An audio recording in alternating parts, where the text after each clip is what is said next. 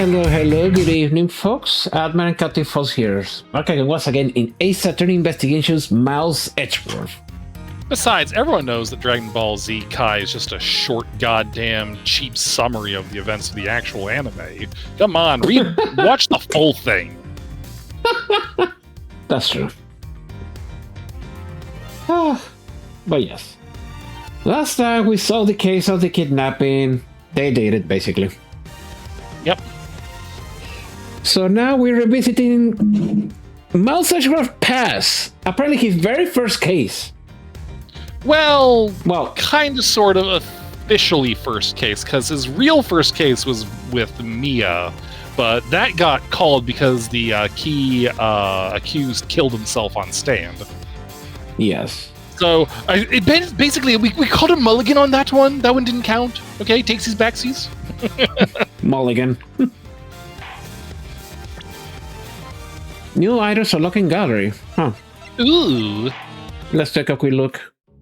I think I know what else. The accolades, photo album. Yeah, we got all these guys.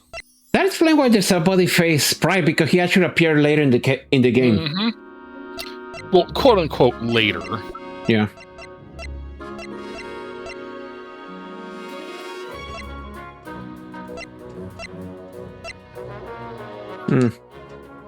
Oh my god.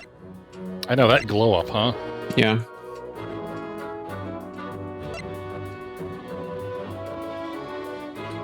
From Pretty Boy to Bobby Hill. Okay. That's a confrontation. I mean, look at him.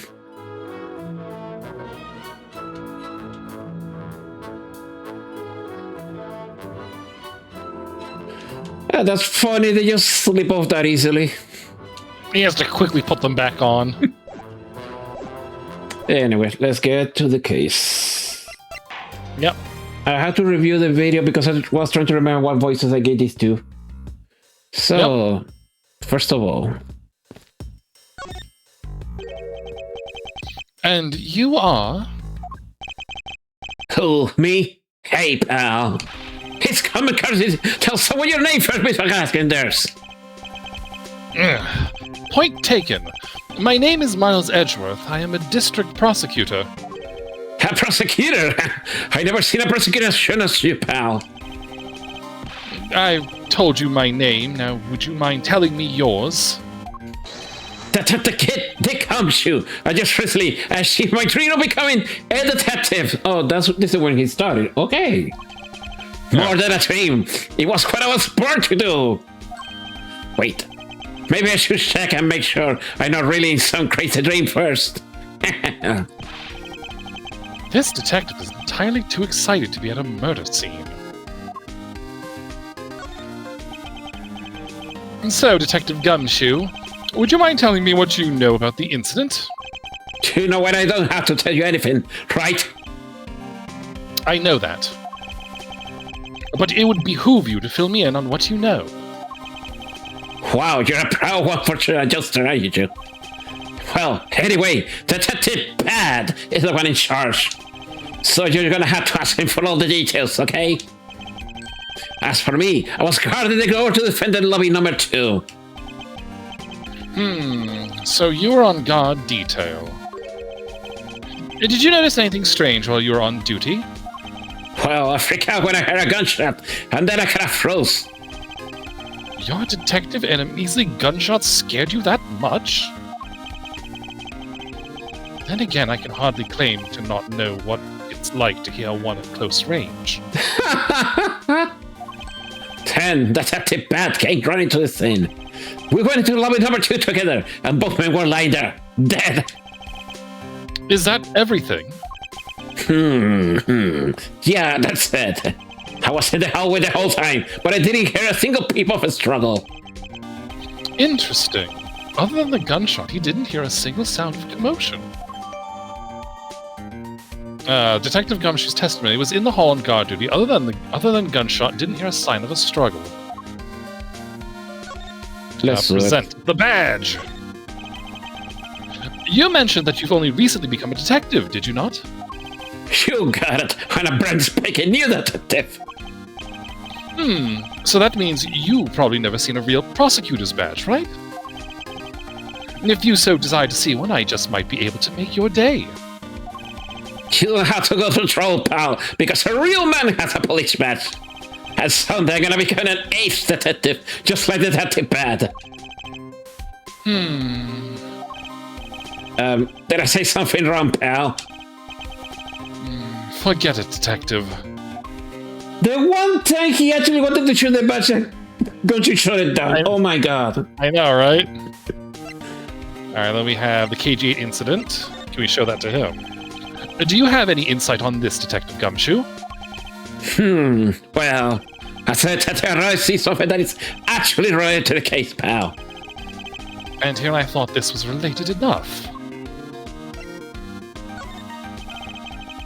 So you were guarding the door to lobby number 2 at the time of the crime, correct?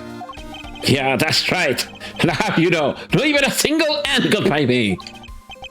Really? Are you sure that not even a single ant slipped in?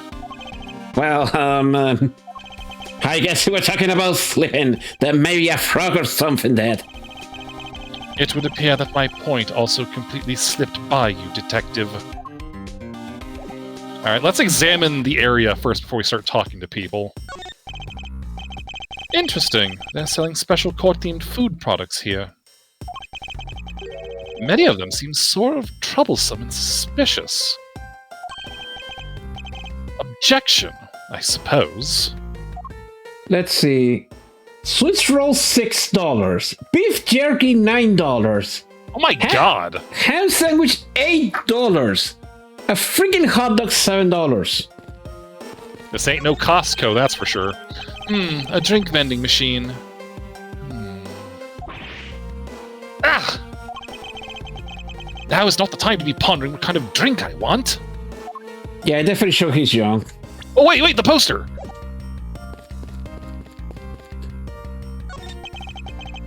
A poster of the judge. There's a longer slogan of some sort on it in tiny letters at the bottom. Every strike of my gavel brings the truth closer to me and my hair farther away.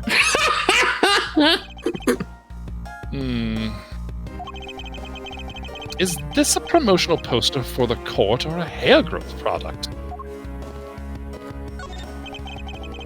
A fire extinguisher. If one were to be hit in the head with this, I suppose the victim would lose a memory or two. Refers to the second game, oh my god. Yeah. But it's not as though I'd ever be foolish enough as to be struck by one of those. Defendant lobby number 1 is through here. The incident took place in lobby number 2 next door. I shouldn't allow myself to be sidetracked like this. I'd better get a move on. First, I need to get a handle on the situation. Perhaps I should talk to some people. Alright, let's talk to the defense lawyer. Before we do that, remember he's in a single ant slip in? This sofa looks like it's seen its fair share of use. And it looks like another part of the courthouse is visible from the window. Ah! My eyes have locked with the reflection's eyes in the barred window! As a student of Von Comma, I refuse to back down!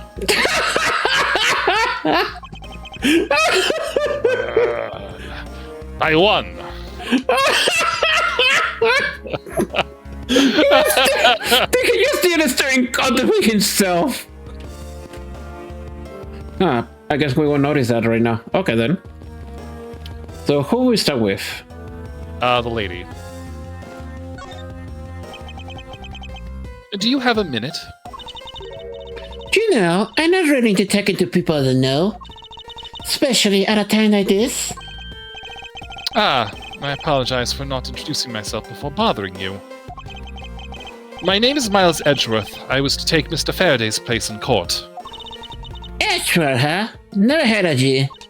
So Faraday substitutes a newbie, huh? And I'll have you know, madam, that I've studied under Manfred von Karma.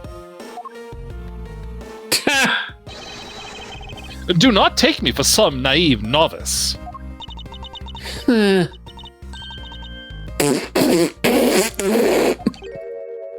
Hmm?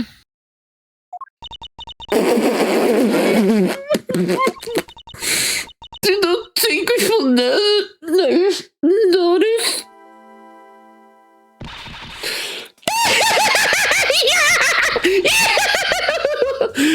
Oh, so you still have a camera?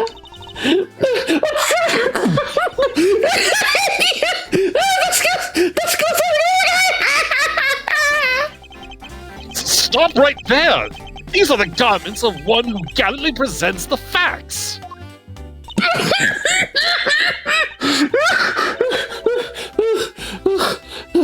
Oh, thanks for the good laugh. But try not to make me laugh so much, okay? I wasn't trying to do anything of the sort! I'm just kidding. By the way, do you know who I am? My name is Callisto Yu. And if you're telling the truth, then we're about to go head-to-head in court. Ah, but of course, I have heard much about you, Ms. Yu. Oh, but of course I can hear about you. You're a regular shit. Did I say something funny? Oh my god, this is a nut Present case. first. Badge. It is a shame that we will not be able to face each other. It was to be my first trial, too. Oh, that was a declaration of war. How nice it is to be young and carefree. And what a nice squeaky clean bed you got yourself there. I'm jealous. And I'm sure its gleam will dull over time with experience. Are you saying what's your Ugh, that's not what I meant! Well, you're just gonna avoid some sins in life. I'll never allow my badge or my reputation to become tarnished. Ms. Yu, what do you think about this piece of evidence? Actually, Edgeworth, I need to find out what you think about it. I don't really know all that much about it. Then I don't really know that much about it either. Ugh.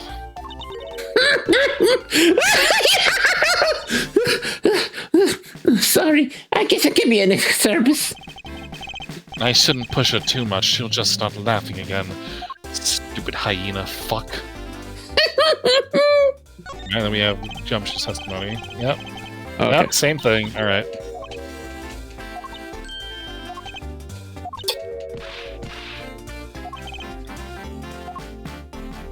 Okay, profiles. Alright, let's see. Let me read some of these profiles. Let's see what we got here. A girl with a balloon. During the recess, she asked me to change some coins for her. The judge. Judge in embassy staff killing case. Age unknown. Of course. Eternal. Dick Gumshoe, new rookie detective at the precinct. First crime scene. Seems very enthusiastic. Age 26. Oh my god. Poor guy. Callisto Yu, lawyer of embassy staff killing defendant. Rel, I was to battle her in court. Callisto Yu. Where heard Yeah. that name? In the newspaper, the victim CCU. is CCU. Yep. Okay. Oh yeah, crime scene. And I'd like you to update me on the situation. I don't really know anything. Why don't you try talking to those detectives over there?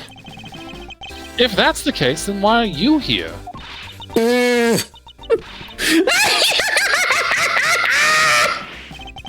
Ugh, what's so funny? It just when you speak, it's so.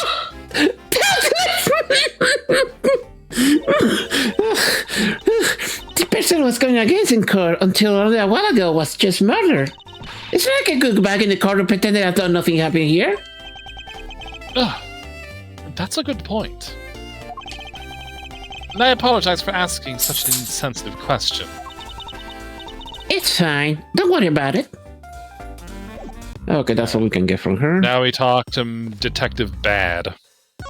I wonder if he's really a good guy at heart. Excuse me, but who are you? I think it's bad for badass. Detective Tyler Bad. Homicide. I was informed of the situation and came as quickly as possible.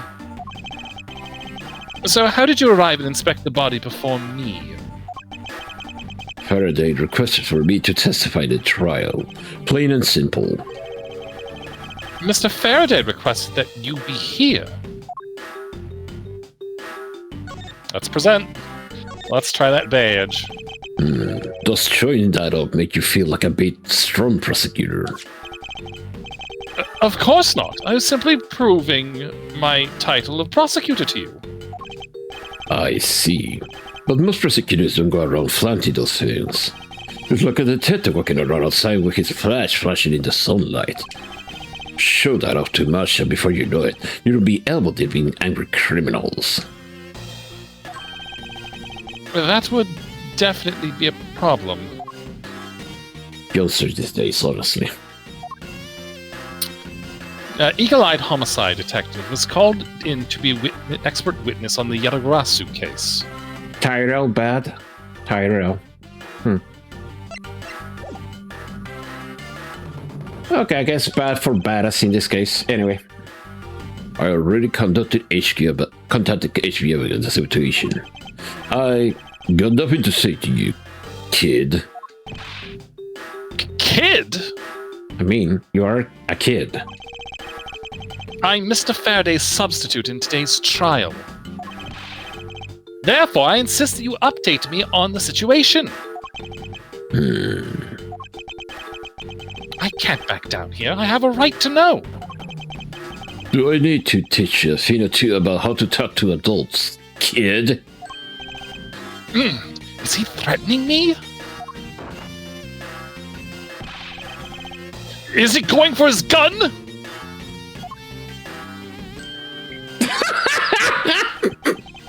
It's just a mirror. How dare he trick me like that? Faraday was stabbed to death with some kind of blade, and he had a gun in his hand. The other man, a Mr. Mackerel, was shot and killed. He was found holding a bloody knife in his hand. Was there anyone else who went into defendant lobby number 2? Yeah, that big lock over there. His name's Gumshoe. He was in charge to guard the place. He's claiming that no one else entered the room. If that's the case, then they must have killed each other, correct? Maybe. Such impudence. This guy is really testing my patience. Look who's talking, you snotty brat. Why was I not informed that you were going to testify in court? Homicides aren't my allegate. The Yatagaratsu case is also one of my assignments. So you were called upon to comment on the Yadagarasu's characteristics in order to assess if Mr. Faraday really was the Yadagarasu or not. Well. Looks like you must have a brain after all in the head of your son. Son? I'm not your son, Pops.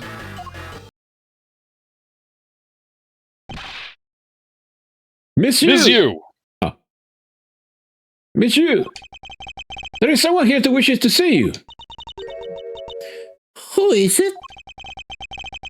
A Colombian Embassy staff member by the name of Manny Koshin.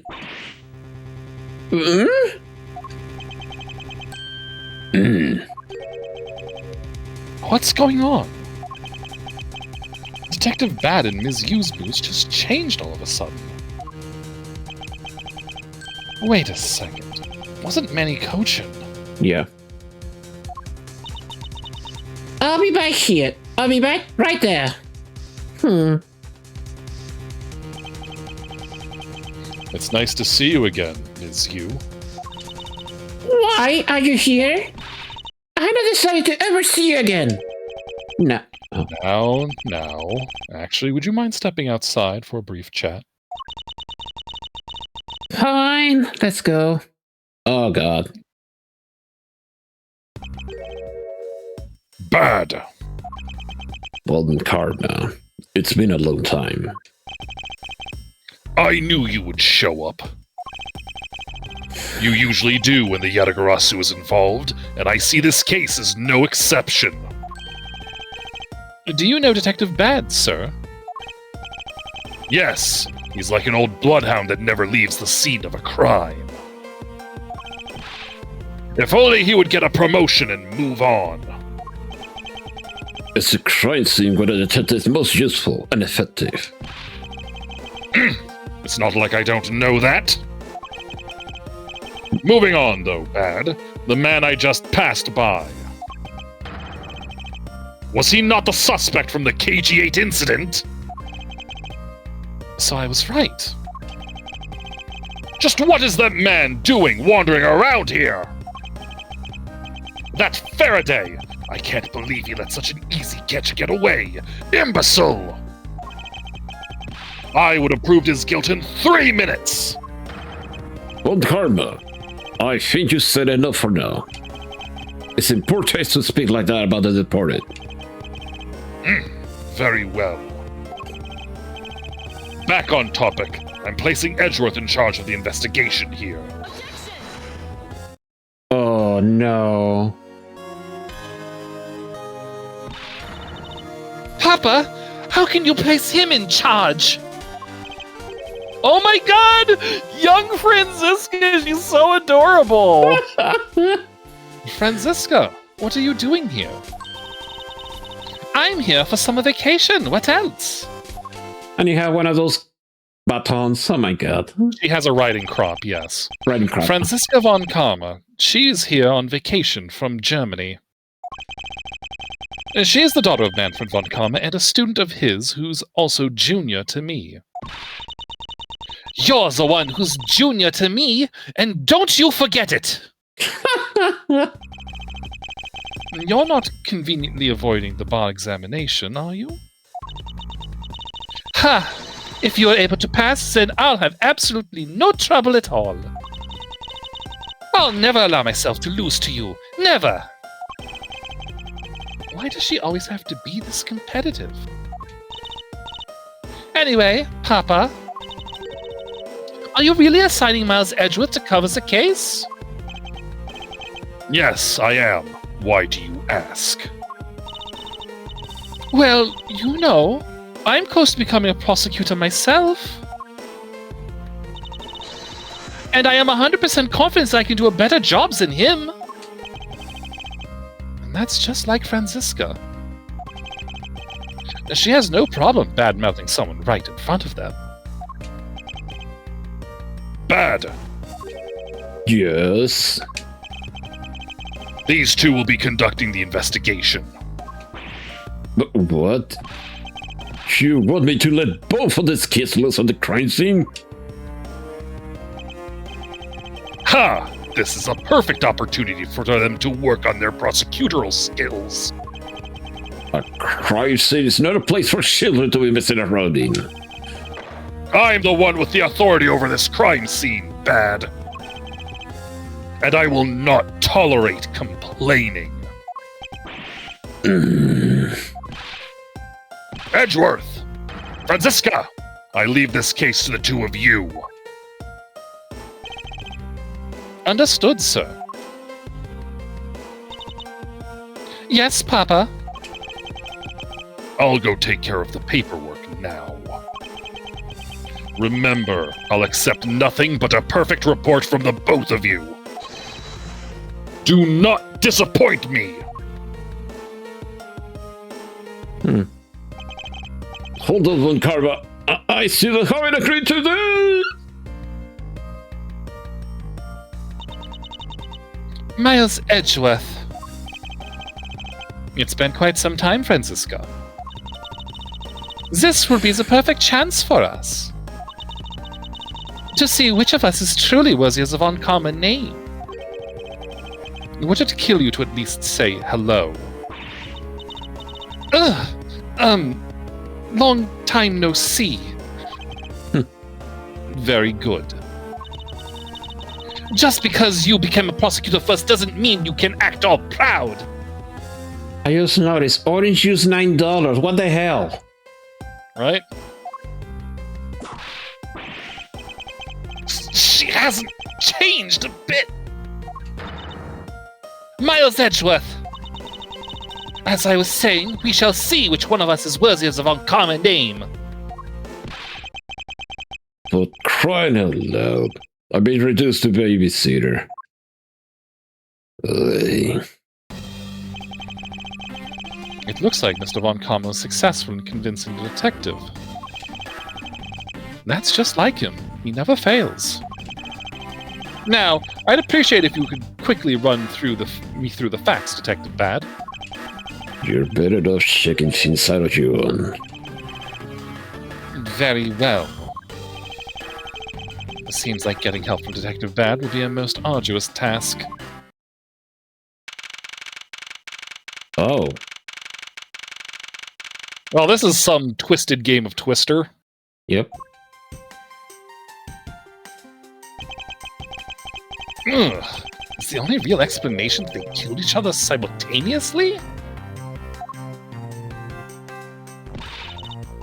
Miles Edgeworth, you should listen to someone until they're finished talking. What are you talking about? I'll only say it one more time.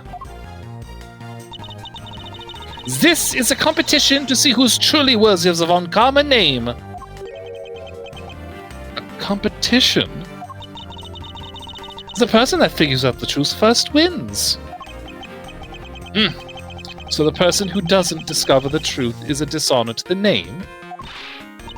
Exactly! I don't care that you became a prosecutor before me. I simply refuse to hear any more foolish things coming from your foolishly foolish mouth! Fine, whatever makes you happy. Can I take that as you accepting my challenge? Once again, whatever makes you happy. Ha! Well then, let's begin the investigation, shall we? I'm going to find some perfect evidence and prettily present it like the professional I am. Competing to discover the truth behind a crime. How delightfully childish. Alright, let's talk to her first. Oh. You kids over there, hold on. Kid? Ha! Serves you right, Miles. He just called you a kid. I said kids, kid. How dare you call me a kid as well? I mean, you are. She's 13! My mentor's daughter, studying to become a prosecutor in Germany. Back on break. Manny Cochin, Kadofian embassy staff member. He was the suspect in the KG-8 incident. I'll do what I please. And I don't want you to cross the records of my crime scene. Hey, big guy, you're going to watch over this too. Yes, Detective Master. Now, do what I say for now, kids, okay? You'd better not get in our way, Scruffy. You'll feel the bite of my whip if you do. And you, prosecutor boy, let's call an investigation started already, alright? Great. Now even that detective is treating me like a child. Alright, it's time to get investigating. Get a move on, prosecutor boy. My name is Miles Edgeworth. And if you were to call me Prosecutor Boy one more time, it will be my duty as a prosecutor to look into your monthly salary. What? And what would you do after you saw how much it was? And that's up to you now, isn't it? Really? Sounds good, pal. He's so naive. I could use a man like him. Okay. Alright, let's talk to people. Detective Bad, may I have a word with you? Oh, what is it? It appears that both a knife and a gun were used as murder weapons. Yeah, it does. That leads us to our first question of the investigation. Where did the men acquire the weapons? The gun was in Silas Faraday's bag. It was a piece of evidence that was presented in the trial earlier today. It was used to kill the Colombian embassy staff member. But I never heard anything about the knife. Mr. Rell was being held by the police. There's no way he could have brought it in. Which means it's possible that Faraday had the knife on him on the start as well. Could it have been a piece of evidence that had yet to be presented? But then, why doesn't Detective Bad know about it? Wait, what if? It's possible that Mr. Faraday brought the knife in under the guise of prosecutorial evidence. He could have then brought it out and attacked Mr. Rell with it. Maybe you got a brain in there after all, kid. Ugh! Is he going to treat me like a child forever? It looks that Mr. Faraday attacked Mr. Rell first, who then counterattacked. That's the only logistical conclusion you can draw from a scene like this. Not yet. I feel that it's much too early to be drawing conclusions already. I must first find conclusive evidence as to protect the honor of the Von Common name. Okay. Alright, let's talk to people. Ah, I see. Did you figure something out? This is a competition, Miles, and as such, I'd appreciate it if you didn't talk to me! As you wish. Okay, that's all we can get from her. We can also just, yep. Yeah, pal. I said it, pal. This is my real crime scene. Let's get investigating. Detective Gumshoe. I thought investigations were supposed to be conducted in a calm, collected manner. What do you know about running investigation, little boy prosecutor? I know that at the very least I have a greater grasp than what you of what happened here.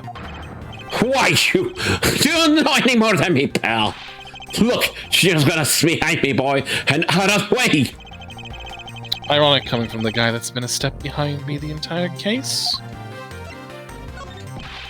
This is my first time setting foot inside our house. Who would have thought it would be for my first case as a detective? But you know, I get the feeling I'll be coming here a lot more in the future.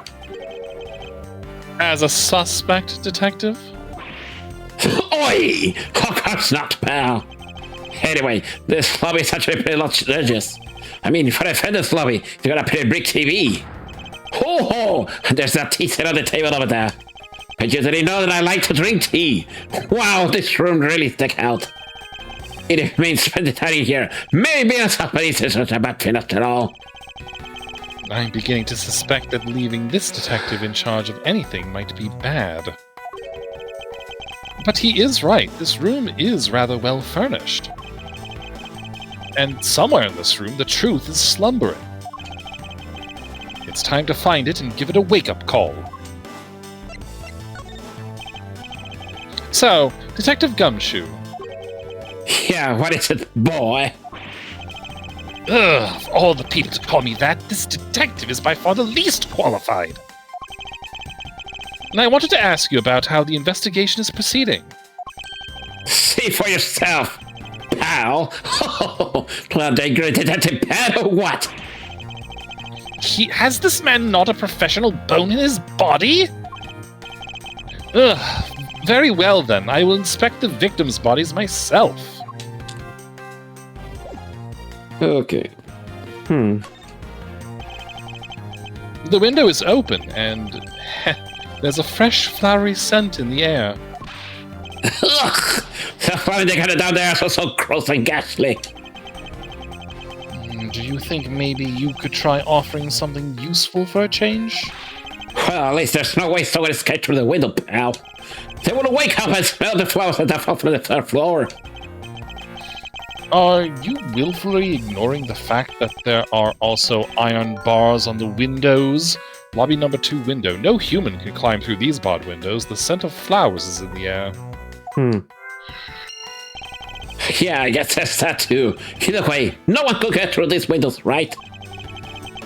They thought of everything when they were designing this courthouse. Very nice. Let's investigate the TV. Whoa! What is it, Detective Gumshoe? My TV is always so tiny compared to this one, pal.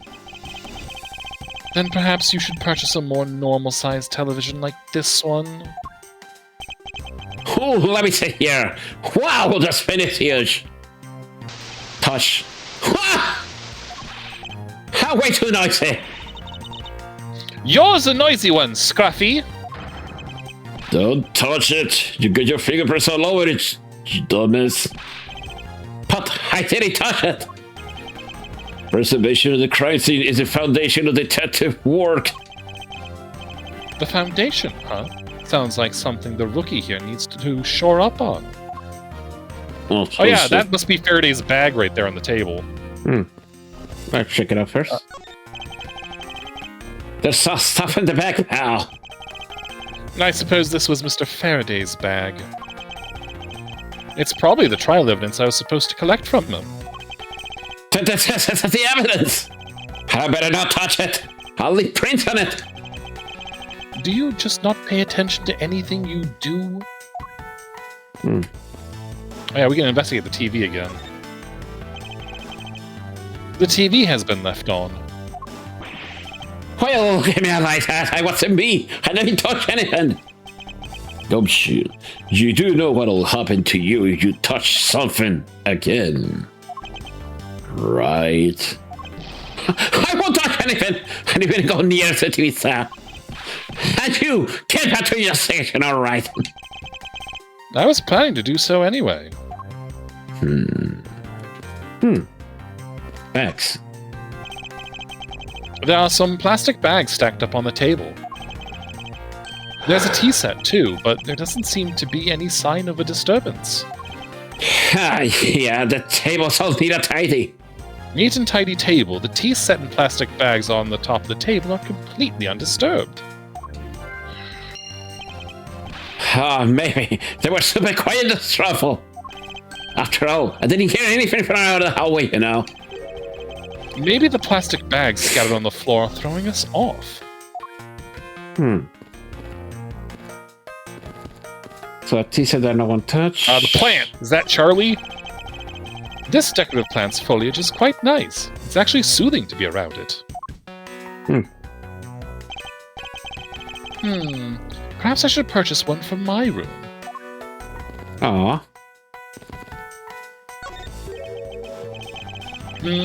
Why are there plastic bags scattered all around?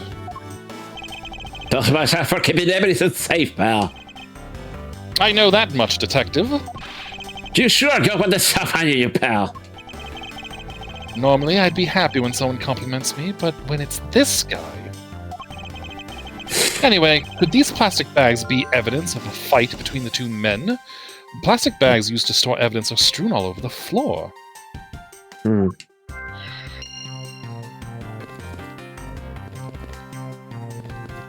we talk to the forensics guy? No. I'm not gonna reach a boat. We can check the bodies now. It looks like Mr. Faraday fell on top of Mr. Rell. At first glance, it seems like they must have killed each other. However... Use some logic. The only conclusion is... aha! What is that outburst for? I just hit me real hard. It was Mr. Roll that fell first, see? You don't need a detective's instinct for that. It's common sense. But I suppose we won't know much more than that until after I examine the bodies.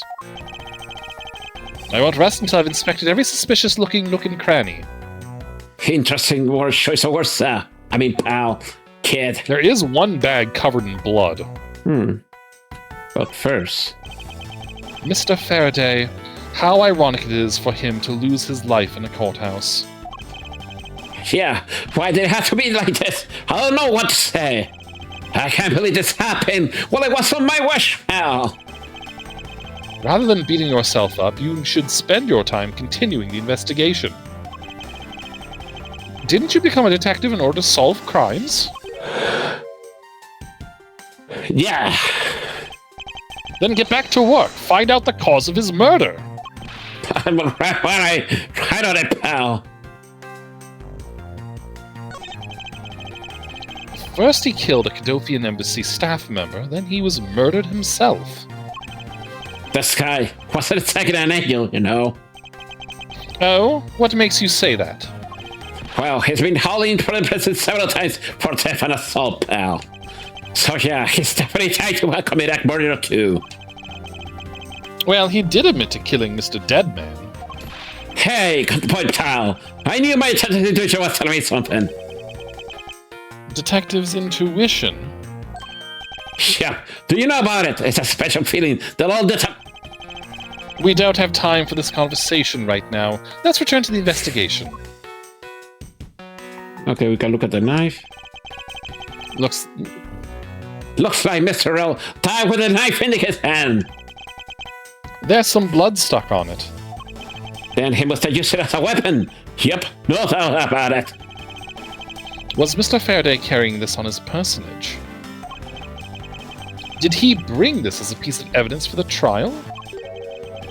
Or did he bring it with a very different intention in mind?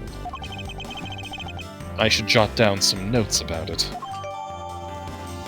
Knife. I believe Faraday brought this as evidence. It was found in Rel's hand. Then the gun? Mr. Faraday died while holding the gun in his right hand. So he shot Mr. Rel and then fell on top of him while still gripping onto the gun. I guess that was kind of strange. I mean, why would Mr. Faraday know how to fire a gun? It's not exactly rocket science. Even I know how to pull a trigger. I bet you do, Miles, although I doubt I'll ever need to use one. I hope I never had to fire a gun either, pal. But it sure looks cool to hold a gun in your hands. My dream is to give guns to the little girls all over the world. Detective, you're a psychopath. It appears that the police's screening procedures need a thorough review. Anyway, I should jot down some notes about the handgun in Mr. Faraday's hand. Was Faraday's evidence from embassy staff killing case was found in his hand? And now for the bag. Why are there plastic bags scattered all around? Those bags are for keeping evidence safe, pal. I know that much, Detective. You sure are gonna have the stuff on you, pal. Normally, I'd be happy when someone compliments me, but when it's this guy... Anyway, could these plastic bags be evidence of a fight between the two men? Okay, so he hasn't noticed that yet. Oh, the game doesn't want... Oh, wait. What's this? Hello.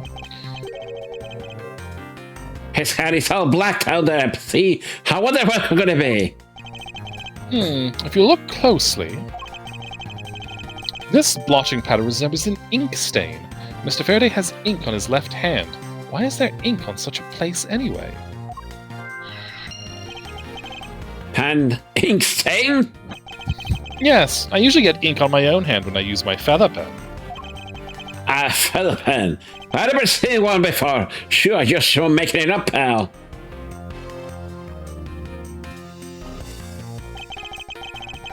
Mr. Rel's cause of death was from being shot, correct? That's what we think, but it's hard to tell with him lying face down. Death is bad enough, but it's truly lamentable that someone would try to hide the truth. Are you sure they were trying to hide something? I can't confirm Mr. Rel's cause of death with his body positioned like that. Detective Bad, I'd like to examine the bodies in further detail if possible.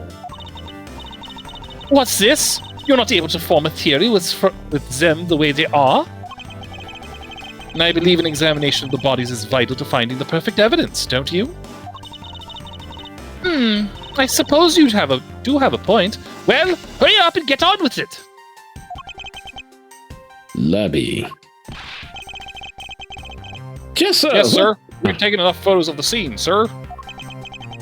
There you have it.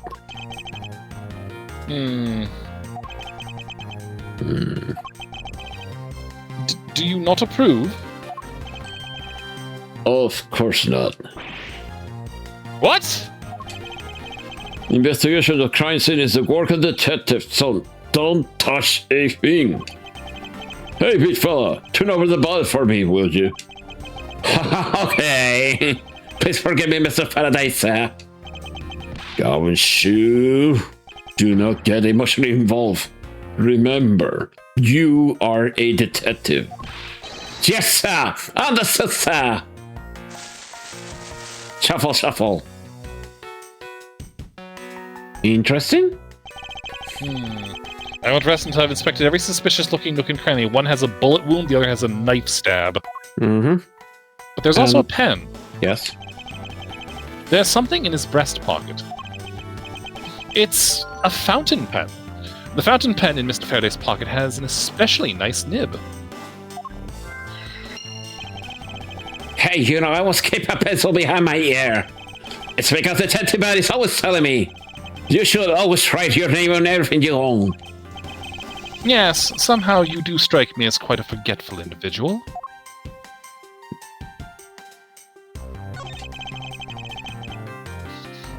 There's a knife wound in his chest here, see?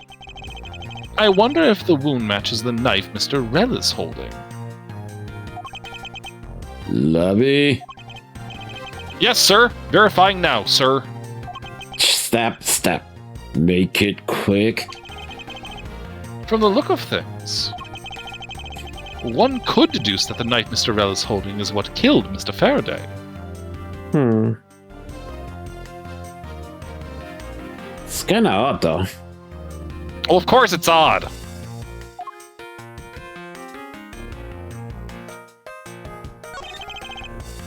A shot in the chest. There's not a lot of blood on any of them.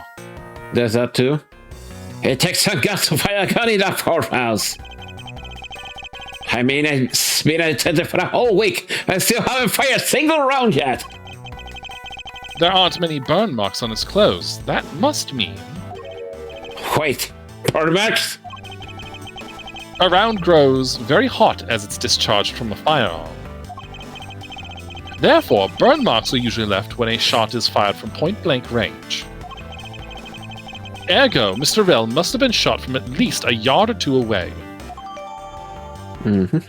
Found Faraday's hand bullet that killed Rel was fired from a few yards away.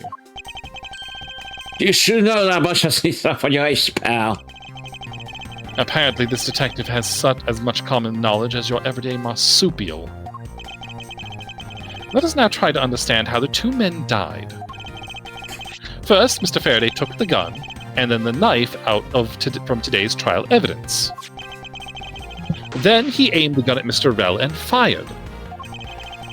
However, Mr. Rel managed to grab the knife and counter Mr. Faraday while being shot. Then the two men fell together where they stood. That is my theory in any case. What a crazy way to go. Still, something about that explanation just doesn't seem right. Notes pertaining to Bjorn Faraday and Mac Rel. I believe I now have a firmer grasp on what happened here. We can still examine things. I already checked this area earlier, but it never hurts to take another look. The gun and the knife. Mr. Faraday is holding a gun in his right hand. That's why Mr. Rel got blown away by sight. Lavi, your answer. Yes, sir. We found that the ballistic markings do match that gun. Oh, ballistic markings are, let's see, I know this. Are the figurative fingerprints a gun leaves on a bullet when fired? Every gun leaves its own unique ballistic markings. Therefore, by looking at the markings on a bullet, you can tell which gun it came from. Yeah, just that. Of course, I already knew all about that, pal. Maybe you'd be better off going back to the academy. Come on, sir. Cut me some slack with you. So the bullet that was fired from this gun is what felled Mr. Rel. Okay. Can we check the knife? It looks like Mr. Faraday was stabbed with this knife that Mr. Rel is holding. ouch, ouch! What's wrong, Detective? My stomach started to hurt from just thinking about being stabbed. Just keep your mind on the case, all right? Not much to add. What about anything on Mr. Rel's body? The scarf shit. on Bjorn's neck? No, Nope. nothing. Okay, let's see what we can do with some yeah, logic. that's very little. That's very little blood for a stab. Right? Almost as though they were stabbed and shot after they died. Okay, what else to check? I guess they sent her out. Yep. Oh yeah, we haven't talked to him yet, so let's see what his point of view. Detective Bad, do you have any thoughts on the case? Faraday and Rel. It looks like they will kill each other to me. Although, there are a few things that just don't seem right. And what would they be?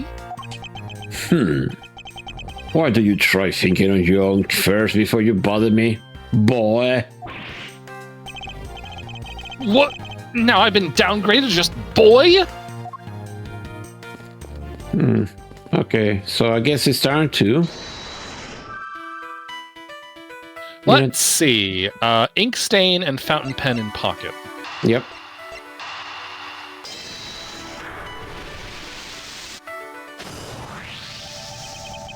That splotch on Mr. Faraday's hand. I wonder if it might be the ink from his fountain pen. Oh, let me ask the lot guy. Let me. Detective Gumshoe. I confirm that the substance on Mr. Faraday's hand is the ink from his fountain pen. I see. Good work. You know, I was wanting to say that, even if I just one time in my life. If Mr. Faraday wrote with this fountain pen in his left hand...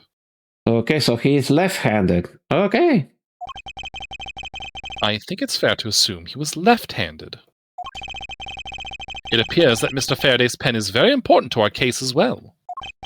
Okay, you say so, pal. The fountain pen used by the left-handed Faraday looks like it has a quality nib.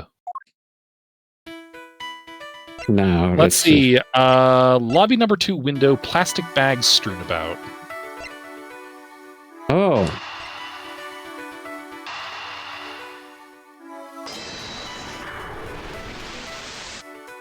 Nope. Nope. Okay. I can't see a clear connection between these two pieces of information.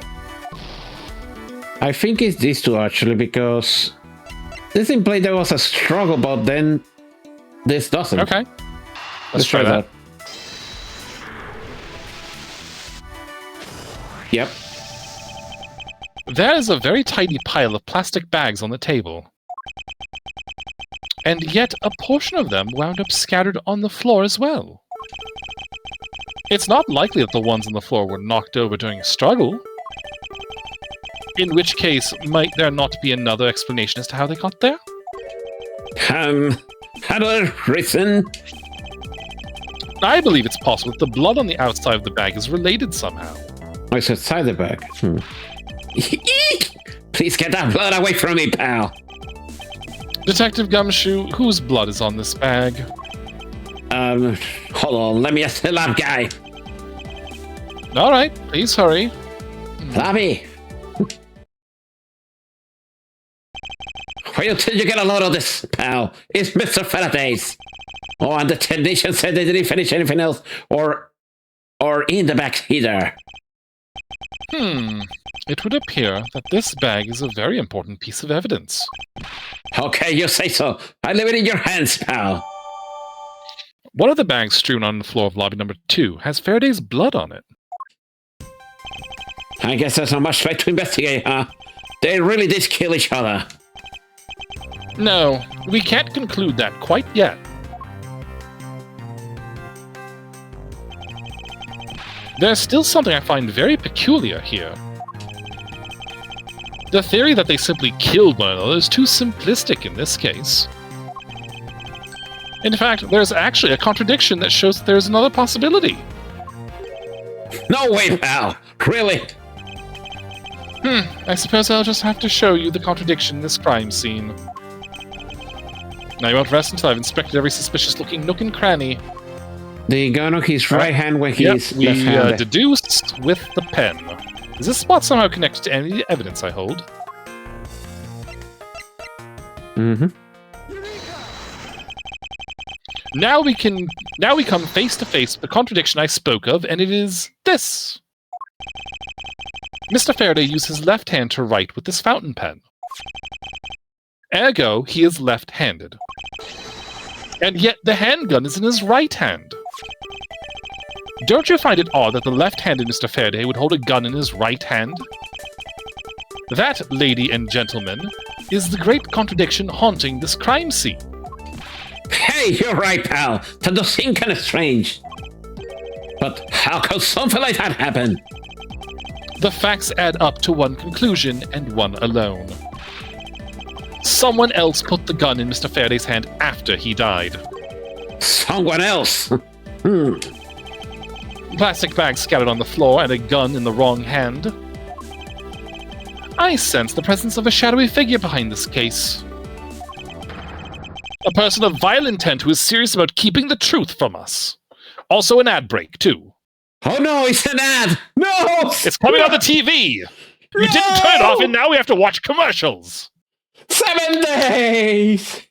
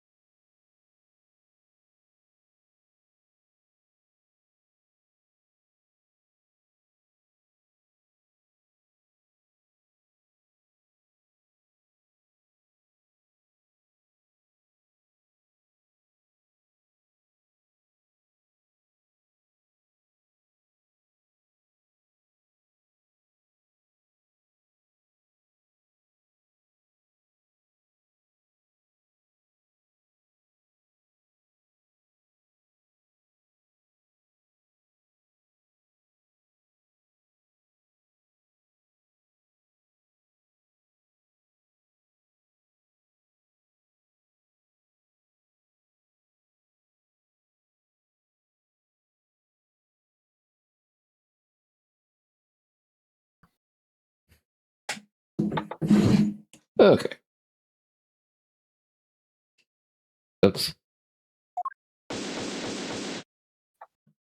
Investigation complete.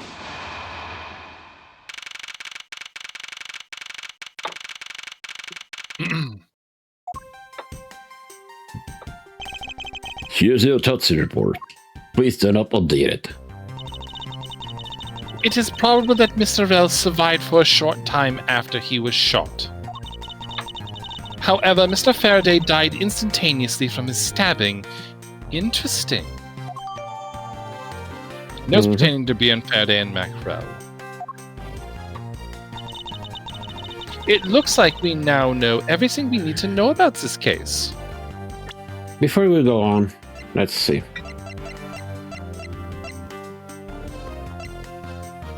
Can I look investigate this? No.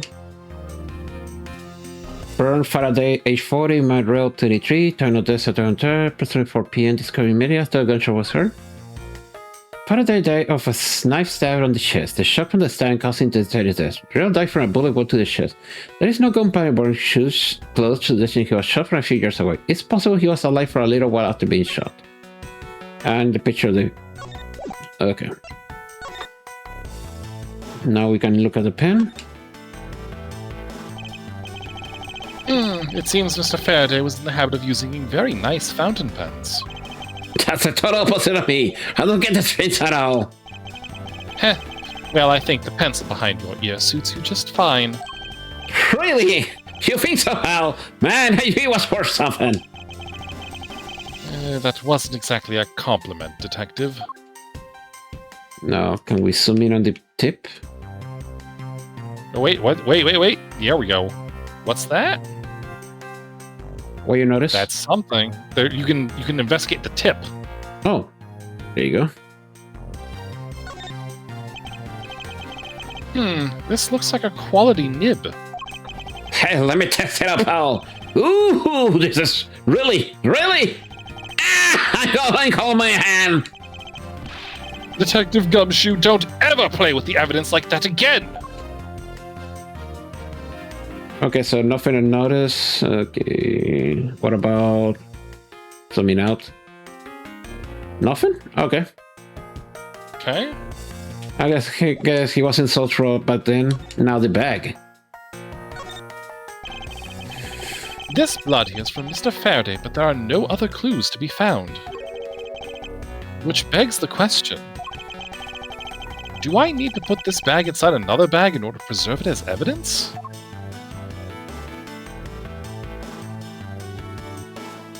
I would. Yeah, I just had a thought.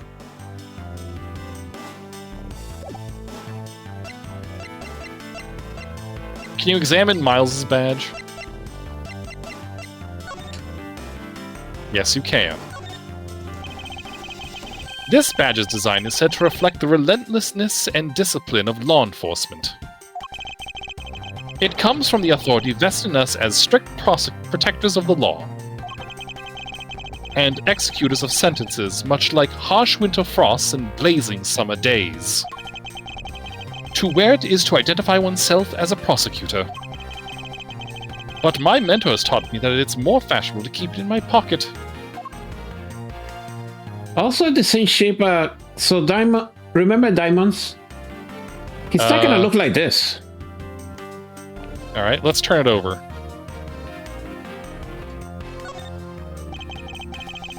Each prosecutor's badge is engraved with the number of its owner on the back. Numbers, as if we're not human on the inside like everyone else. And that's all we can see. Now we know the symbolism behind the prosecutor's badge. Yeah. Right, can we investigate the knife or the gun?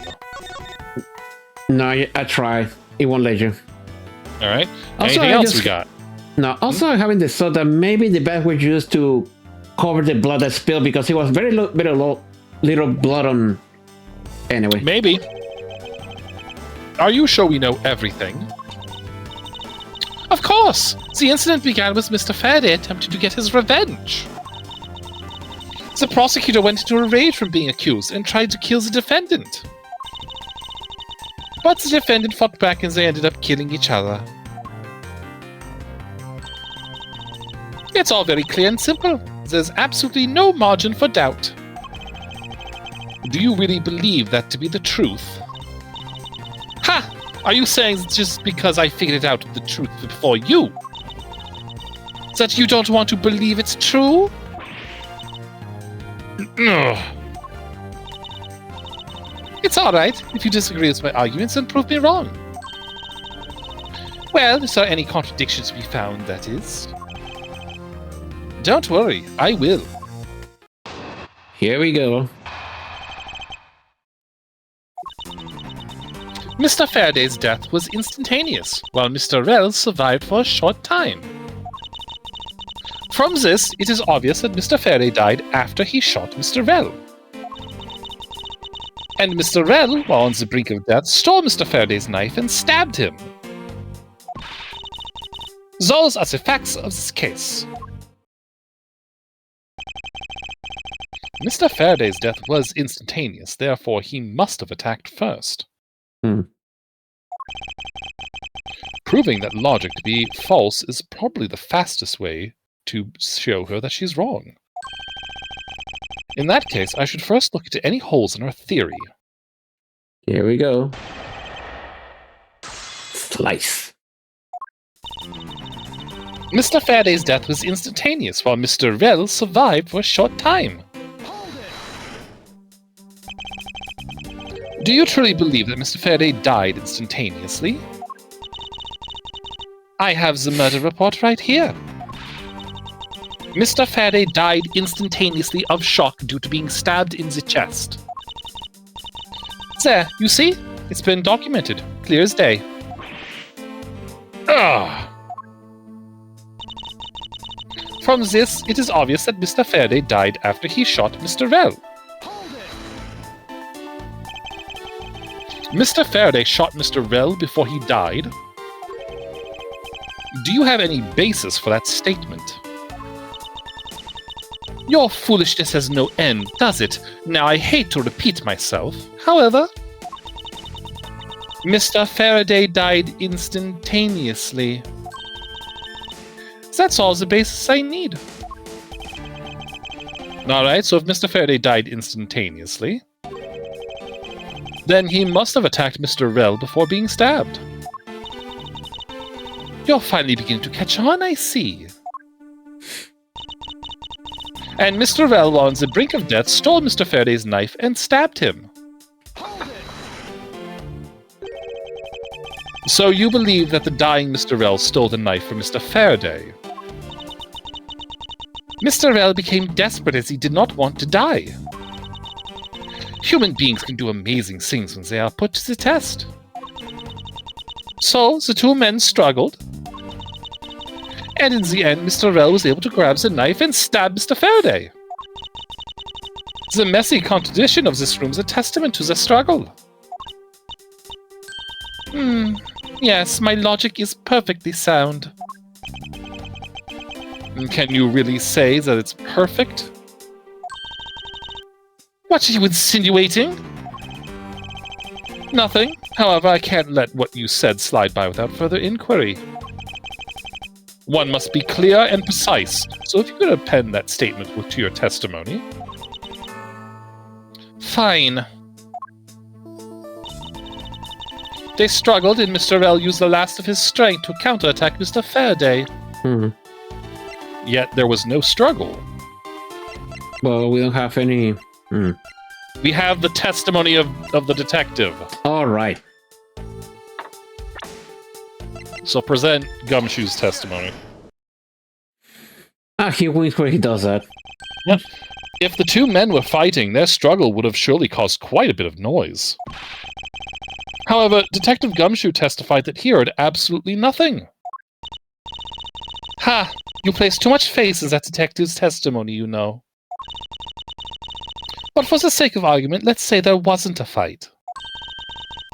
How then did Mr. Rell get his hands on the knife?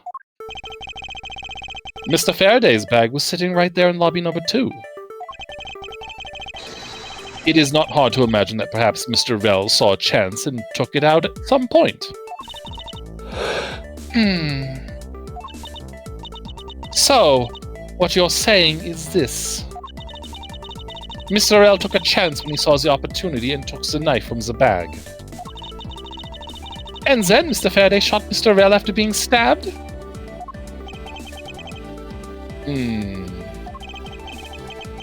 Isn't there something strange in Francisca's statement just now? Yeah, something else is off. Hold on, let's review. How she said again? She Is says that Faraday shot Rel after being stabbed.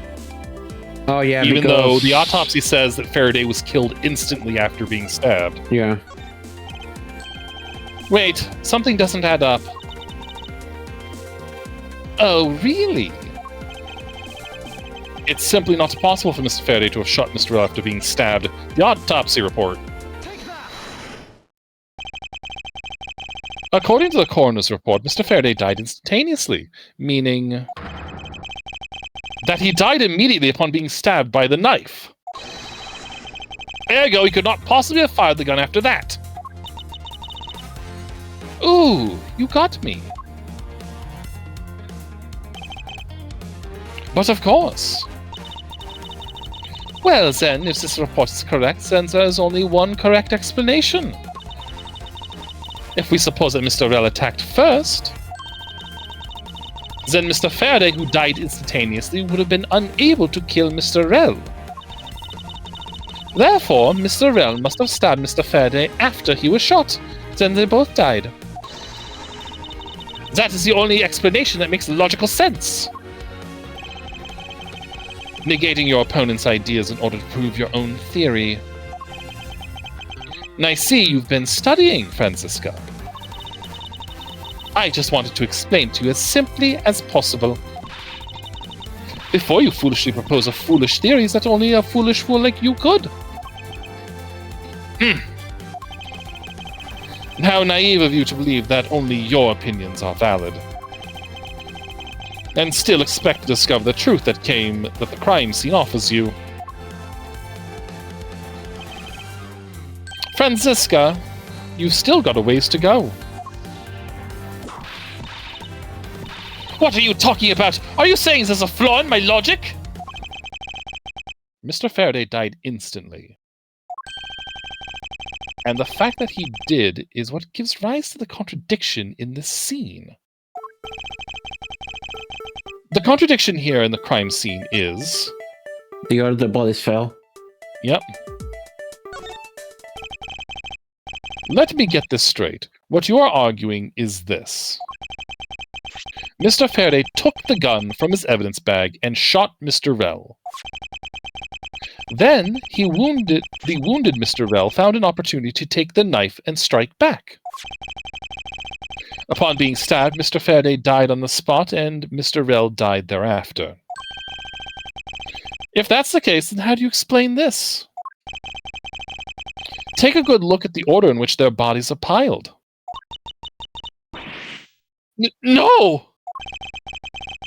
Mr. Faraday's body is lying on top of Mr. Rel's. Therefore, Mr. Rel must have died before Mr. Faraday. Impossible! Yes, I agree that it seems strange no matter what angle you approach it from. Which means that the real mystery behind this crime scene is we must have is... No! Not so fast, Miles Edgeworth! What now? I simply think that you ought to think a bit more outside the box. And that's even clearer now than the incident started with Mr. Faraday's murderous intent. She sure bounced back quickly. An explanation won't be enough this time. It's going to take some very decisive evidence to prove her wrong. Here we go. It was just chance that Mr. Faraday's body fell on top of Mr. Rel's. The two bodies fell into a pile,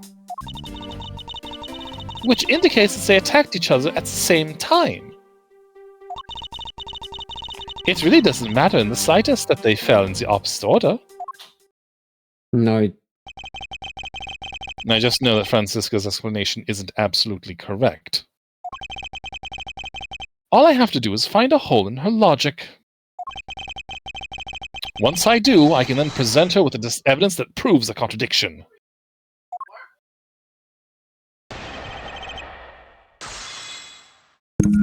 Oh, sorry. It was just chance that Mr. Faraday's body fell on top of Mr. Vell's. About that. Pressing someone's testimony in order to gain some time to think. You're a real one-trick pony, aren't you? It's too bad your trick only works on fools. That wasn't my intent! I simply wish for more details as to how Mr. Faraday ended up on top of Mr. Rell. Someone's impatient. I was just about to explain everything to you. So do you think you could hold on for a minute? Francisca, I'll make you a deal. I'll hold on if you hold on to that whip of yours. Oh, I'll hold on to it all right as I whip you.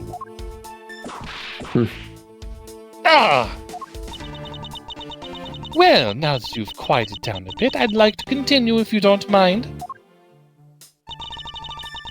The two bodies fell into a pile. The two fell on top of each other. Don't you find that to be just a bit strange? Not at all.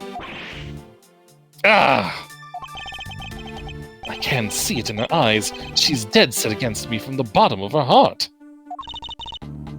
Miles Edgeworth, once I'm done here, you'll see that there's nothing strange at all. Now then, the two men fell into a pile, which indicates that they attacked each other at the same time. What do you mean by they attacked each other at the same time? I assume Mr. Faraday had the two different weapons in his hands. He made to attack Mr. Rell while holding both the knife and the revolver, and then, after Mr. Faraday fired the gun, Mr. Rell grabs the knife as he was falling and stabbed Mr. Faraday. That is how Mr. Rell wound up on the bottom with Mr. Faraday on top. At close range, that is most impossible. No, it's not. Yes, it's possible, but... Well, if you have any other ideas, then show me what you've got! Oh, I will. And to that extent, I'd like for you to append what you just said to your testimony. I don't see any points to that, but as you please. That fact indicates that they attacked each other at the same time from close range. Now you do the autopsy. Again. Yep.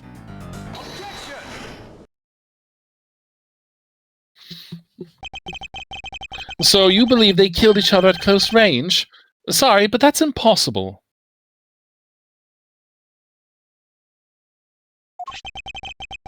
Just as is written in the crime scene notes. The firing of the handgun did not leave a gunpowder burn on Mr. Rell's clothes. Therefore, Mr. Rell and the gun must have been separated by a distance of at least 2 or 3 yards. Yes, this is by far the biggest contradiction. The two bodies are piled up on each other, and yet the gun was fired from a distance. And with there being no chance that Mr. Rell moved that far after being shot, that leaves only one possible explanation. What a completely foolish line of foolish thought from a thoroughly foolish fool! If I'm not right, then who was it that made the first move on the intent to kill, huh? Who? The person that attacked first with the murderous intent? That would be... neither man. Here in this room, contradictions appear no matter which man we claim attacked first. Thus, there can only be one explanation. There was a third person here. It was that third person who killed both Mr. Faraday and Mr. Rell. and set their bodies up to make it look like a double murder. That third person is the real culprit. Miles Edgeworth, there's just one thing you're missing.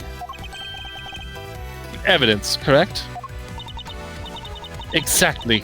Everything you set up until now is nothing but a story played out in your head.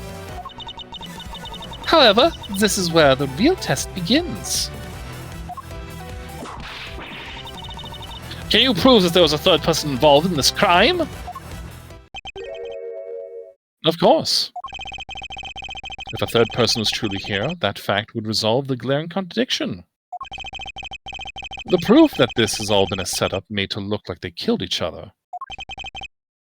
All present it, and lay bare the final piece of the puzzle that is not yet in place. What is the piece of evidence that proves there is a third person involved? It's the gun, right?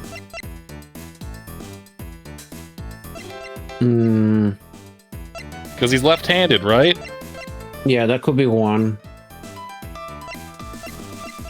Does it state where the gun was in the crime scene notes?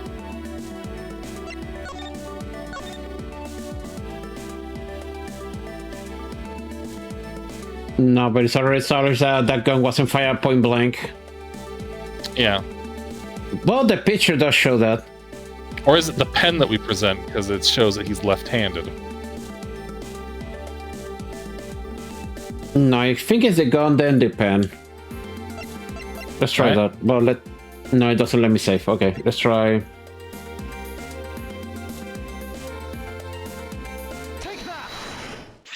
Yep. The gun in Mr. Faraday's hand and the plastic bag with his blood on it. Okay, so yeah, the bag was another one. I was thinking the bag myself. These two items point to the presence of a third person. How so? Recall Detective Gumshoe's testimony.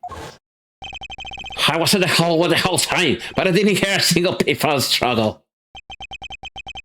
If there wasn't a struggle in this room, then there shouldn't be any plastic bags on the ground. Meaning that someone else must have deliberately scattered them around.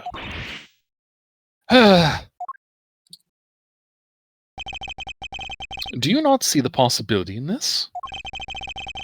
Disregarding the gun for the moment, there's a high probability of blood splatter when a knife is used on a person. There it is. If the culprit held the knife with the plastic bag around it, they could have used the bag to catch any blood splatter from where they withdrew the knife. Then, by spreading a few more plastic bags around, mixing the bloody one in with them, and arranging the room to make it look like there was a struggle between the two, they will be able to conceal their presence. Ah! And I know exactly where that third person is hiding. Behind the curtains! Looks like we're still a long way from this investigation. Yes. What the?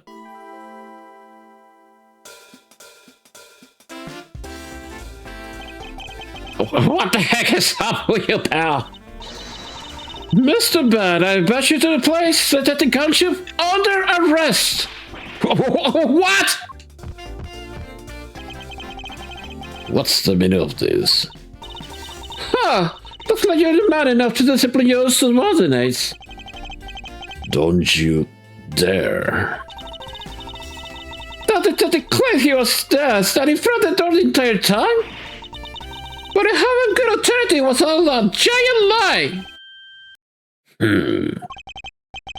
Miss Yu, I ask that you please explain that last statement. I'll let his daughter explain it himself. Oh, yes. Finally, my time is to shine. I saw it with my own eyes, I tell you. During the recess, there was a period of time when there was no one in the hallway. What? See, Mr. Bad? So I ask you, why would a dead who was supposed to be doing his job the whole time? Want to fabricate such a lie? Gumshoe, did you kill Faraday? No! Of course not, sir! It would appear that the one who set this whole crime scene up is that detective. Which basically renders his testimony a complete lie and wholly invalid.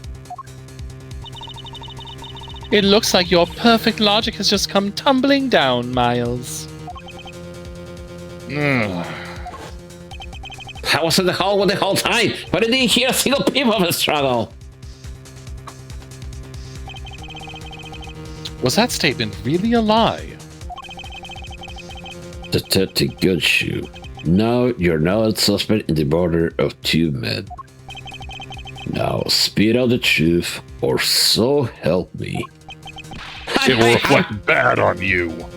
I haven't lied to anyone, sir. Honest. I really was really there. I was in the hallway the whole time. Detective Bad, I ask that you please do not act without my permission. After all, I am the one that is heading up this investigation, am I not? Don't tell her you know what's going on, boy. All I want is for this investigation to run perfectly. Perfection is the only wish of a disciple of Von Karma, after all. Therefore, before you take Detective Gumshoe into custody, I'd like to set the record straight on something. And what's that? What should I ask Detective Gumshoe about? Why he wasn't in the hallway. Detective Gumshoe, why were you missing from the hallway for a span of time? Look, pal, like I said, I was there the whole time, okay? But there's a testimony against you that... Miles Edgeworth, why are you wasting our time with a completely useless question? The only logical reason as to why he was absent in that is he was busy committing the crime. Ugh. Anyone who says otherwise is a fool. Ugh. Maybe I should ask about something else. Motive for murder. What should I ask Detective Gumshoe about? Okay. And I suppose the one thing I'd like clarified is Detective Gumshoe's motive for committing this crime. Motives, huh? Gumshoe, you got a grudge against Faraday or anything? No, sir. Not me. A single back pain against Mr. Faraday, sir. Is that a fact? You really have a problem with lying, don't you, Detective Gumshoe? I'm telling you, I am not lying! The more natural you act, the more suspicious you become, you know. If you want a motive, Edgeworth, I have one for you right here. Could you please share it with us? However, be forewarned that I won't hesitate to object to flights of fancy. Because all I'm interested in is in the perfect explanation. You serious, are you? Oh, fine. You're just me. Thought I'd hear you with a little courtroom practice.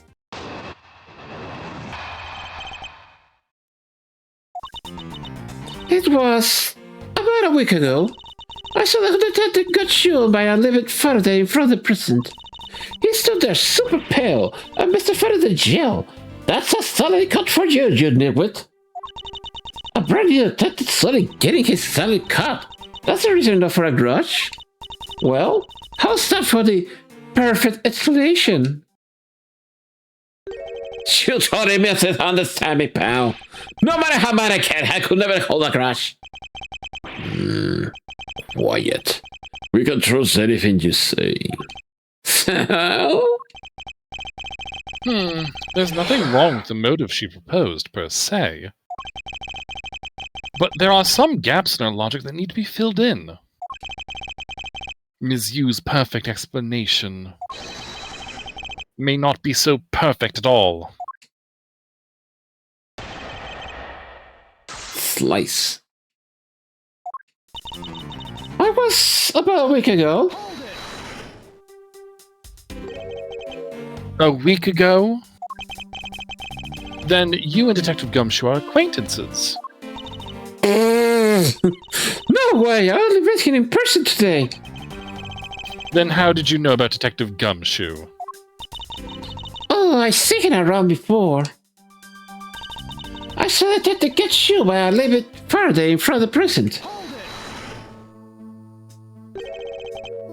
Mr. Faraday was upset. Yeah, do you know what else? Mr. Faraday is exactly known to get angry often. But there he was, stood a bit red in the face. And the Faraday just stood there, pale as a ghost, like he was about to die. Just like the face he's making now, right? Incomprehensive, tell you.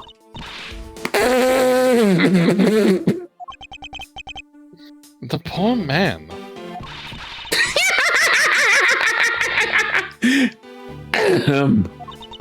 That was quite a scene with the detective. Hi, Fern. Hey, Fern. Hello, welcome. He stood there super fell, Mr. Faragel. That's a solid cut for you, you nitwit. You just stood there watching this unfold in front of you? Yeah, I have to say it was really enjoyable too. But that's why when I saw the detective gunch earlier, I you just clear of him. No way. I saw it was because I had something stuck on my face. But you! Huh? What is stuck on my face? Let's start with your eyes, nose, mouth, oh, and those ridiculous eyebrows. Ha! Oh man, receive your head to my son! I like that he just looks around all confused, like trying to look at his eyebrows. Like, do I really have eyebrows, pal? Can anyone ever see their eyebrows? Do we even know that they exist? Ms. Okay. Yu, if you don't mind, I'd like to return to your testimony now. Okay, so you're telling me the whole time that thing he does with his face because he's looking at his eyebrows? Maybe. Oh god. Sure, why not? I mean, I wouldn't put it past him. A pretty detective surgery has a cut that's not really enough for a crutch. Is there? Do we have anything? No, for him at least.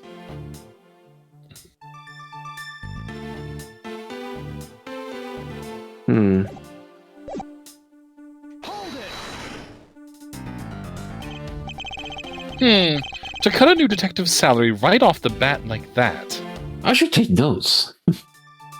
I should take notes about that. I'm not really familiar with the way you guys relate, but is that a cool practice?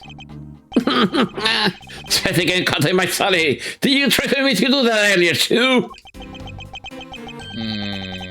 I suppose I did. But shut up, detective. That's not helping. It's only natural to cut a worthless detective's salary down to their actual worth. You're not helping either. My father can even fire anyone, new or old, with a snap of his fingers. A ton of stuff, you say. Do you think maybe that's reason enough for detective to hate your people? Well, I guess they really shouldn't cut people's pay. Detective Bad, don't tell me Mr. Von Comet cut your salary earlier. Oh my god, he did. Well, how's that for the previous relation? You call your explanation perfect? It's not like you're liking? Unfortunately for you, it's just not up to my standards. Oh, is there something you're going to tell me, Khalifa, in that case? What should I do? Should I raise an objection? Yes. Alright, if you could clear this one thing up for me.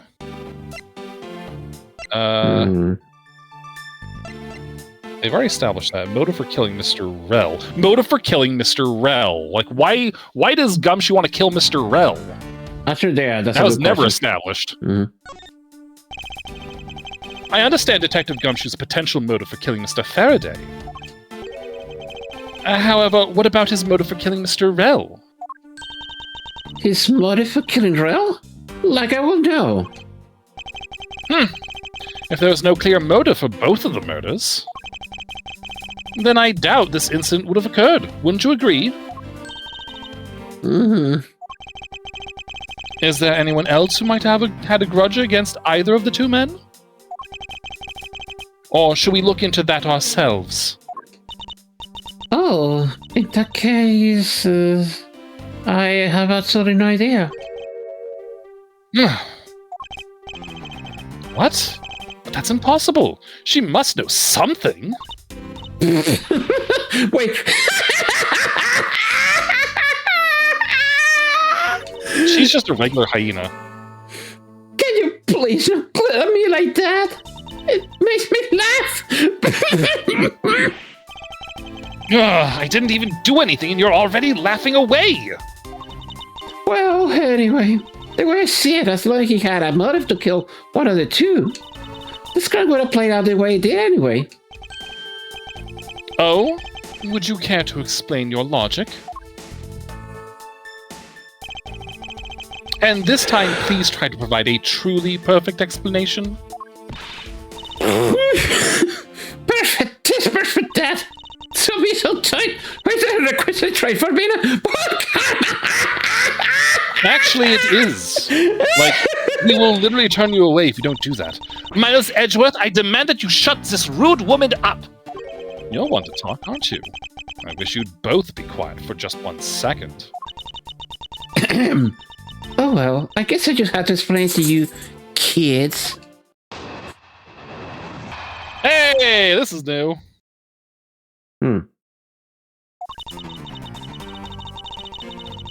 There's no one out there with a motive to kill both Mr. Faraday and Mr. Ryle. All you really had to establish that someone had a grudge against one of the two men. Mr. Ryle, who happened to be there, became a witness to Mr. Faraday's murder. Therefore, he was killed out of necessity and set up to look like he would kill each other. I wonder if that's really true. Is there no one out there with a grudge against both men? I can think of one. Yep. I should take another hard look at the evidence for this morning's case. The second KG-8 incident, as people are calling it, involving an embassy staff member. And the two men who both wound up as suspects in the case. Is there someone else I'm overlooking who's somehow related to them? Like a Mr. Manny Cochin? Mm-hmm. One bit the Mississippi Jew. Mm-hmm.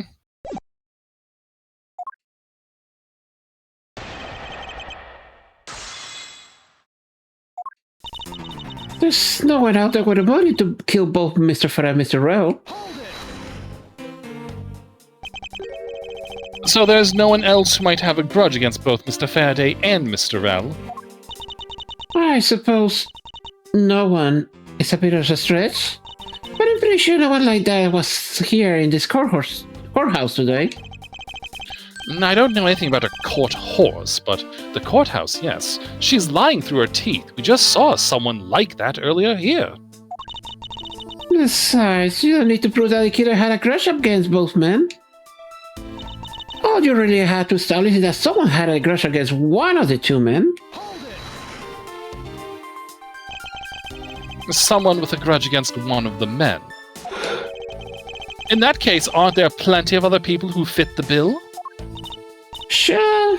After all, who doesn't get a scorn for another simply by being alive? But the only one who get a go against and acted upon by killing was Detective Gumshoe. Furthermore, Mr. Rell, who happened to be there, became a witness to Mr. Faraday's murder. So you're saying that he was basically silenced? Aren't you glad you managed to avoid the same fate, Your Honor? Why, you have been the one to witness a blood-covered detective. What? Detective Kuchu, you will kill him and me! What? I could never do something as terrible as that, Your Honor. There's no need for even a second of deliberation. I will handle my very thing. Ah, come on! Your Honor, take a look around. We are not in a court right now. It would be greatly appreciated if you'd stay here with us in reality. Oh, please forgive me. I not know what I do. And you there, Miss Yu, hurry up and continue with your testimony. If you fail to do so, I will whip you into shape. Oh, that's nice and kind of fun, actually. Anyway, Detective Gunchu had to erase a witness, Mr. Rell. Oh my god, you're a freak! You bet you, hun. Therefore, You don't know the if I- half of it, man. yeah, if I could tear my fantasy... Don't even go there. No!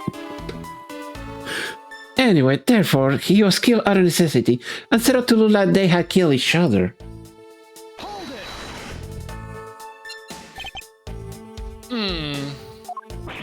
I did it to it, pal. No hard feelings, but I don't think I can take the word of a criminal seriously. But I can even begin to think of ways to set up a crime scene. I suppose you do lack the necessary tactical mind required to do such a thing. Oh my god, we're going there. Why I had to kick a man when he's down, pal?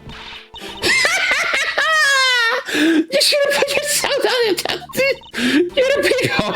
I bet you fight it all by yourself, right? Yeah, that's right. And I worked real hard at it now. I think this proves one thing about the detective. He has the mental acuity of a worm. And I have to admit, her explanation makes sense. However, there is also something she overlooked in her testimony. I should present that piece of evidence and see if I can't make her see the truth. I think I know which Yeah, one. the only one we had anything is this one. This is the statement that we present evidence on. Oh, shit. Yo, we don't press it, we present it! I know I pressed the wrong one. Okay, let's try it again.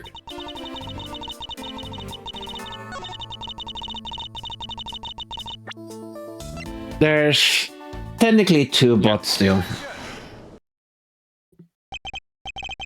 Ms. Yu, I believe there is someone you overlooked in making your statement. Or rather, is it because you'd rather not bring this person up? What do you mean? We are looking for someone with a reason to kill both Mr. Faraday and Mr. Rell.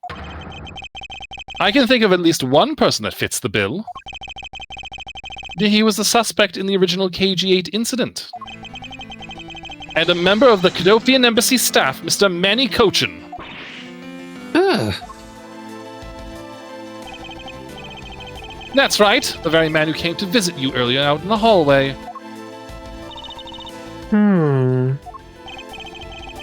The man who killed a member of the Cadofian Embassy staff, Mr. Rell.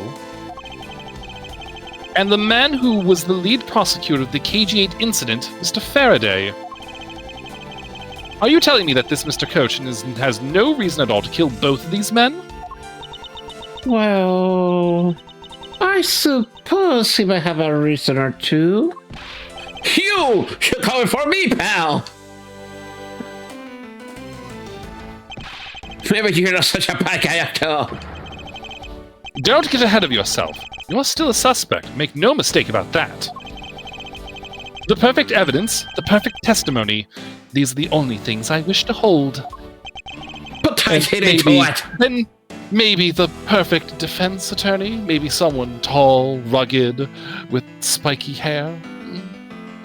Who are you talking about, pal? We don't see that Someone guy. I've dreamed about often. I see him, but I just don't see his face.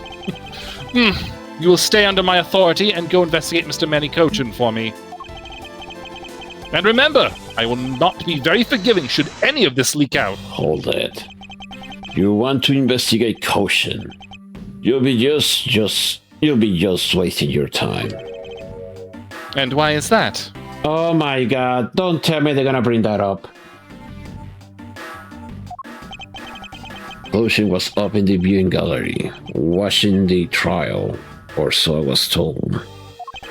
Every company display has been keeping an eye on the guy since he arrived. Then the only real suspect we have is still Detective Gumshoe.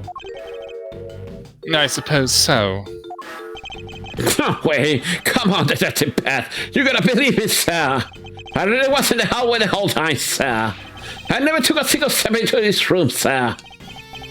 Okay, then what are you saying? There was someone else who passed through the hallway.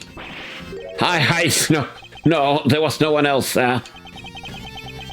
Then why should I believe you didn't do it? That is one incredibly foolish detective. Standing right there in front of the crime scene all by himself. It's as good as a confession of guilt.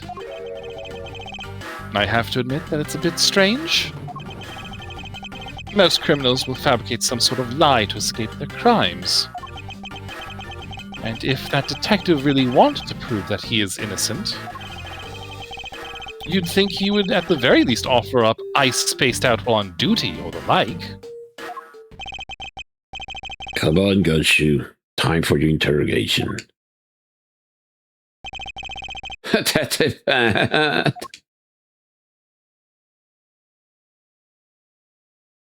Aw. Miles Edgeworth, I will go on ahead and report this to Papa. And that, as it says, that, right? Everyone? All's well that ends well. Am I right? Ho, ho, ho. I've got to go practice my Santa routine. Ho, ho, ho. Now to declare the defendant... Oh, wait, we're still not out. Oh my god. Well, I suppose we should go getting back to our real jobs now, huh? Before we do, Miss Yu, there's something I'd like to speak with you about. What is it?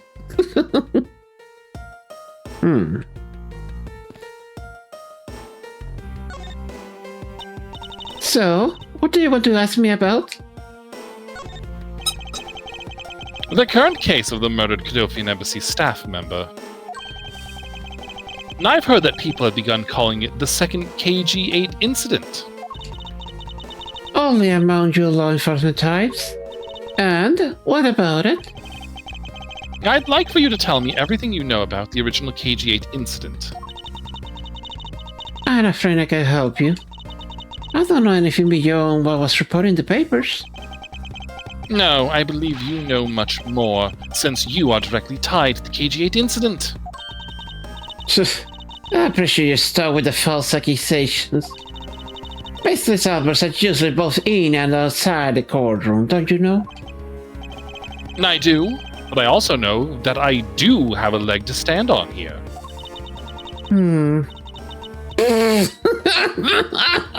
Some would even call it my third leg for judicial ingenuity. This guy says...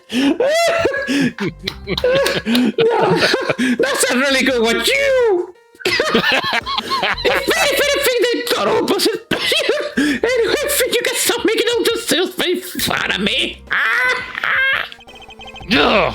If you could please stop laughing for just 1 second. I'm not going to make any headway like this. I'm just going to have to show her exactly how related the KG incident she is.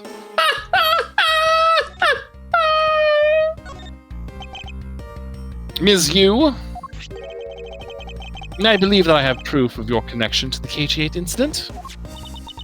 That files your proof. Very well, then. Why don't you tell me exactly how related to the KG incident? Through the victim. Mm-hmm. Your connection to the KG-8 incident is through the victim. The victim's name is CCU. You will note that she has the same last name as you. Can you really still tell me with a straight face that you are not related to this case?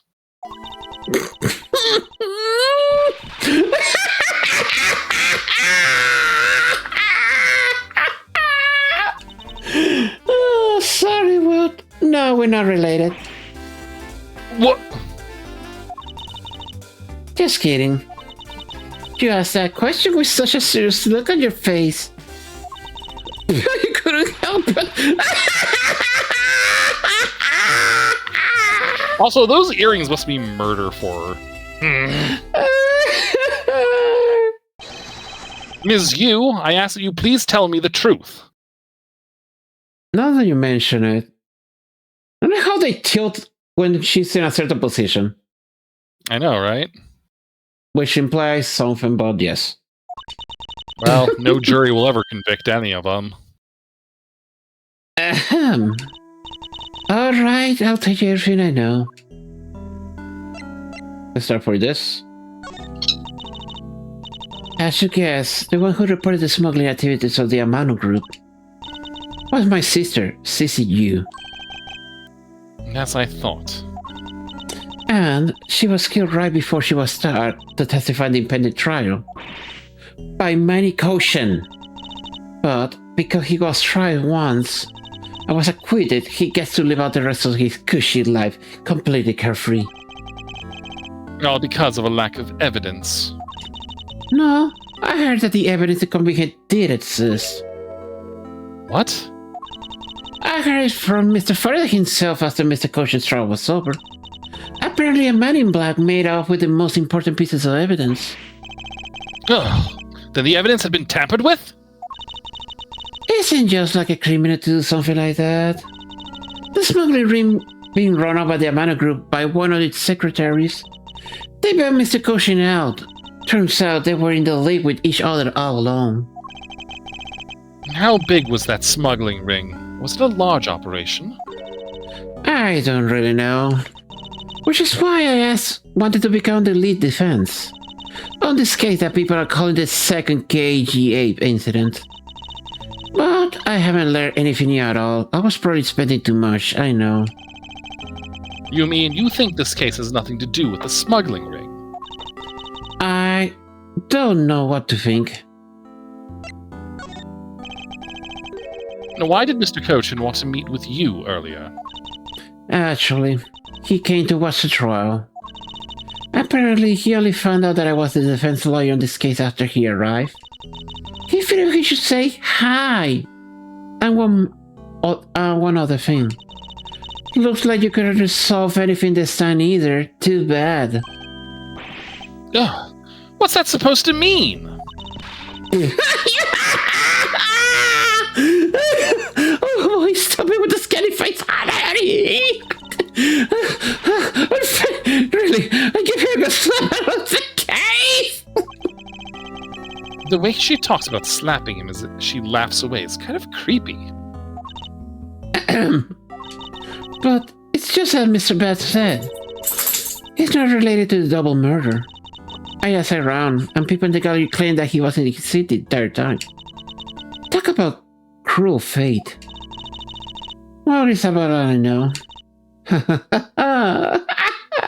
Oh, sorry. Guess I wasn't much help, huh? That's not true. I'm sorry I made you recall such a painful time in your life.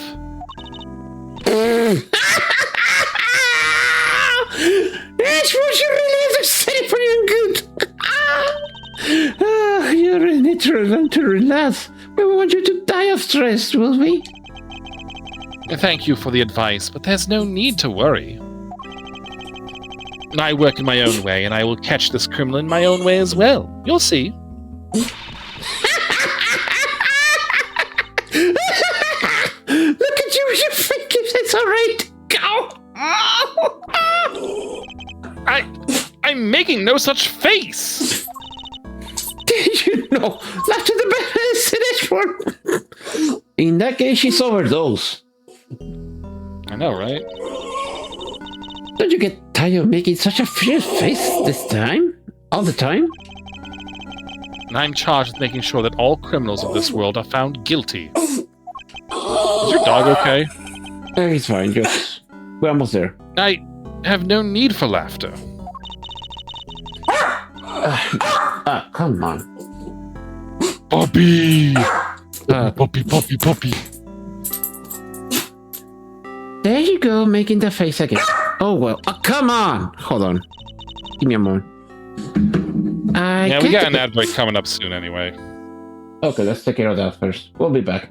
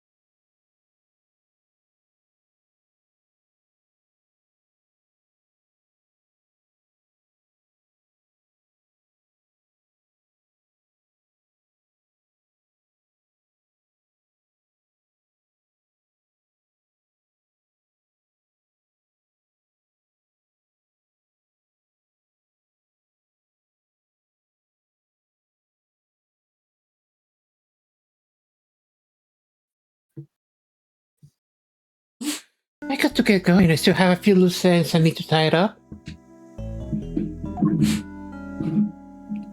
There she goes.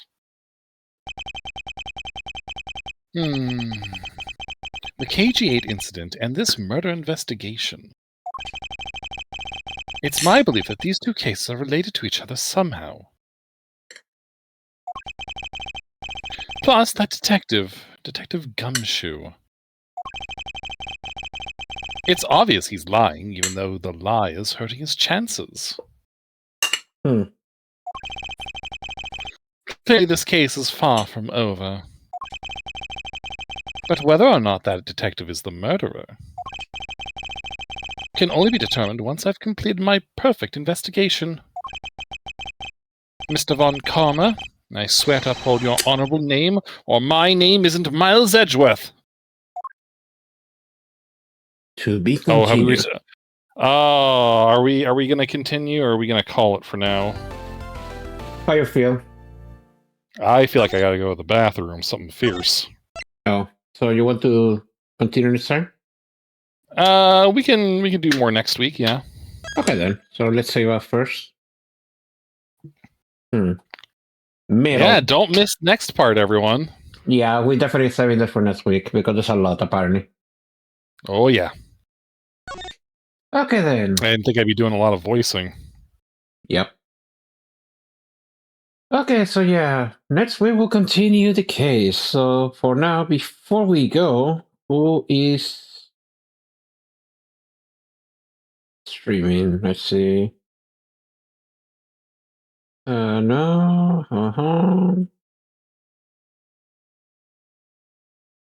No idea about that one. Huh. Okay, haven't played this guy in a while. Matt Macropika, right now he's playing Paper Mario 1000 Year Old, so let's go for that. All right. Okay then, so yeah. So next week we'll continue in the case. As for the rest of the week, we'll see what happens. Also, the week after, I'm definitely gonna be busy because I'm preparing to attend a convention nearby in Charlotte. So, Ooh. So yeah, definitely next week I won't be available on the weekend. So all right. Just a little heads up, but other than that, we should be good to race. So have a good night, everyone, and send our regards to Matt. Until then, next time. Bye.